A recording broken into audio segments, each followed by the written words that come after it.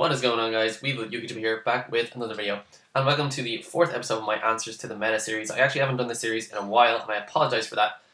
Just got a load of other ideas. I'm doing loads of deck profiles. The ban list came along, that was distracting me for a bit, but I decided to come back to it because in this new format, more than ever, knowing kind of what to side against certain decks is really, really important because everyone is running a really heavy trap lineup, just like Windups, Rescue Rabbit, not so much Chaos Dragons, obviously, Geargiz, decks like that, basically all running like 15 to 16 traps, and it's just like mayhem. It's just a game of psychology where you're just summoning stuff, you're baiting out your opponent's back row wherever possible, and there are obviously dangers that you face in between games where people will side in stuff against your deck and you still have to deal with that back row.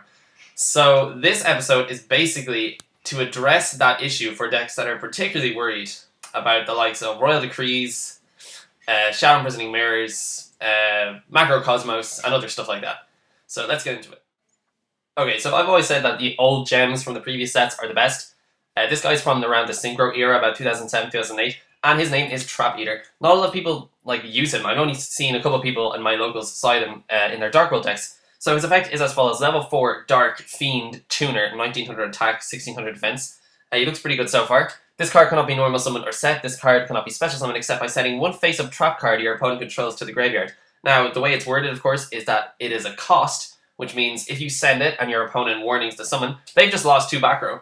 And you're just like, okay, that's fine, because it's a special summon, you still haven't used up your normal summon, and he's just a really, really versatile card. The decks you would more than likely see Trap Eater making an appearance in would be the likes of Chaos Dragons and Dark Worlds. They would be worried about any deck that would side in Macrocosmos, Royal Decree, Shadow-Imprisoning Mirror against them, and for that reason they would side in this guy. And in Chaos Dragons and Dark Worlds, respectively, he adds a bit of synergy to the deck. I mean, in Chaos Dragons he's dark, he's a tuner, he adds a bit of extra potential to synchro summon, which Chaos Dragons don't actually do that much of unless they run Plague Spreader Zombie or Effect Baiters. And for Dark Worlds, you use up your special summon, you can still normal summon and bounce for Grapha, or you can normal summon a Beige and synchro into a level 8, which again, Dark Worlds can't do all that often. The other thing worth noting is that Trap Eater is a viable alternative to current sides which are very generic, predictable, and boring, such as Mystical Space Typhoon, against the likes of Royal Decree and Macrocosmos and Shadow-Imprisoning Mirror, etc. What your opponents will expect is these cards, and so they're going to set a bunch of back row and they're going to try and bait out your Mystical Space Typhoons, after which they can then safely activate these continuous trap cards and completely screw you over. But they're not really going to be able to bait out a Trap Eater, nor will they really expect it. But sadly, as I've stated recently in a side decking video, if Trap Eater becomes popular, everyone will start using him, and thus he will become the predictable, most expected card for people to side in against these particular things. But for now, I think he is a bit of a surprise factor, and so I do highly recommend you try him out if you're running either Dark Worlds, or Chaos Dragons, or any deck really that relies on the graveyard and that is worried about Macrocosmos. And be careful about siding him in game 2, because your opponent might decide to side in Dimensional Fissure instead. It might suit them better, and for that reason, Trap Eater won't work against everything. You only side him in when you know your opponent is guaranteed to side in a particular card against your deck, such as Macrocosmos being the most obvious side against Dark Worlds, as well as Shadow-Imprisoning Mirror, so you have to side Trap Eater in this case.